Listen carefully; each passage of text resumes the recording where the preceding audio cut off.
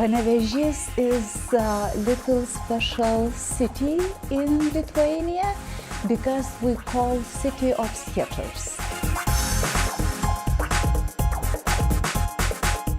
And our organization is in the centrum of city.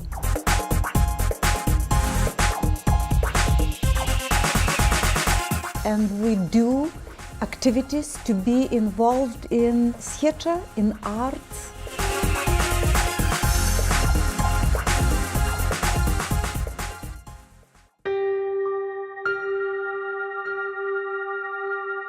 Back in '92, I had the opportunity to have art and theater courses in Denmark for grown-up adults, disabled persons.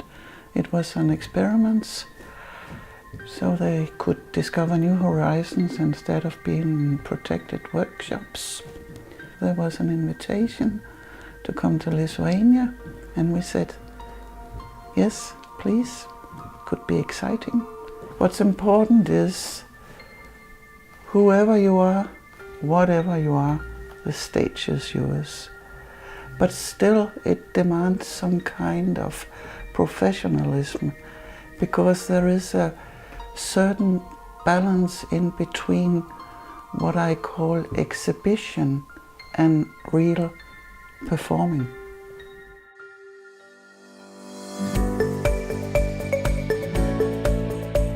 During our Lithuania mobility, we're looking at what are the barriers that young disabled people face for being included in theatre.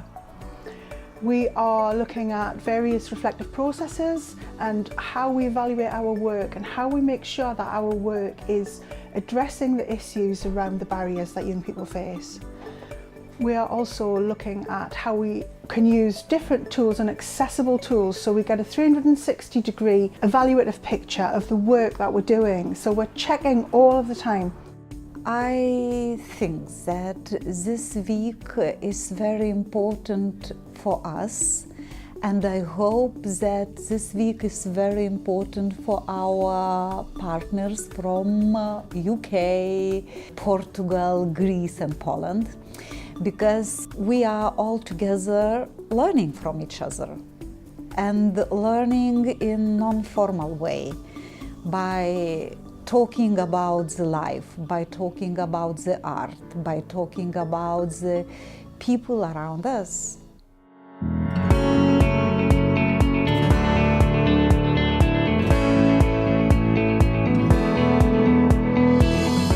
This is my first time in Lithuania, and I was really struck about the civic pride people have in the place.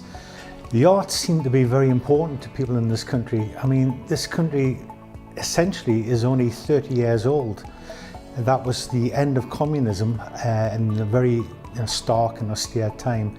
And since then, people have really embraced the arts.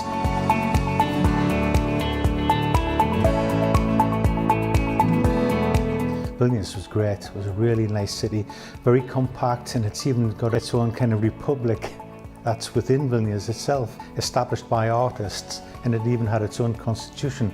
And it just kind of sums up the attitude within that place. You know, people are free to do what they want here. You know, artistic expression is very much encouraged. We visited the National Opera House, and we got to visit behind stage where they were making costumes. We got to try on the costumes. We had a wonderful visit to R.E.A.L Castle. The whole area was really magical, and the lake being frozen. I just wanted to put on my ice skates and get on it. Part of the time we've used to look back over the work we've done so far in the project, so that this cyclical process informs the next mobility, informs the work that we're doing. We're considering how theatre raises issues. So one of the things we've got to think about if we're looking at issue-based theatre is how important are issues to young learning disabled people? Are they interested in making issue-based theatre, or do they want to create work that is about their lives, their loves, their interests, and not necessarily the issues that they face in their daily lives?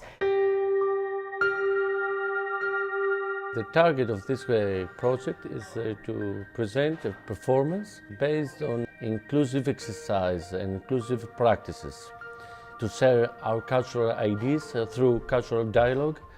The first rule is that the theatre is one, the method is one, and all people that must have to educate you in one way, in the same way. There is no difference, but we are unique. And each disabled and not disabled actor or actress is unique, not different from the others. Can you show us now what you do in the play? Yes. Show me now.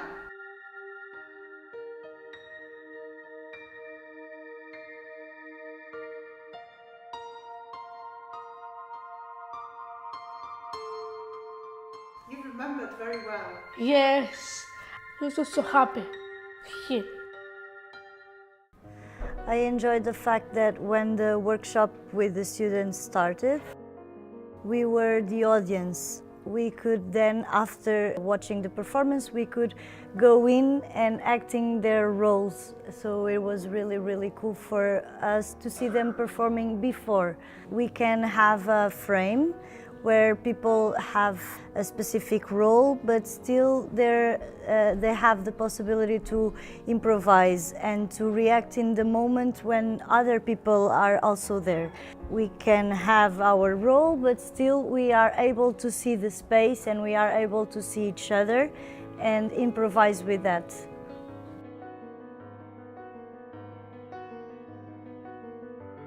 I think they're very eager. I have before made transnational performances without any language, because I can also communicate without language. It could be a challenge, it could be fun, and I think it's fun.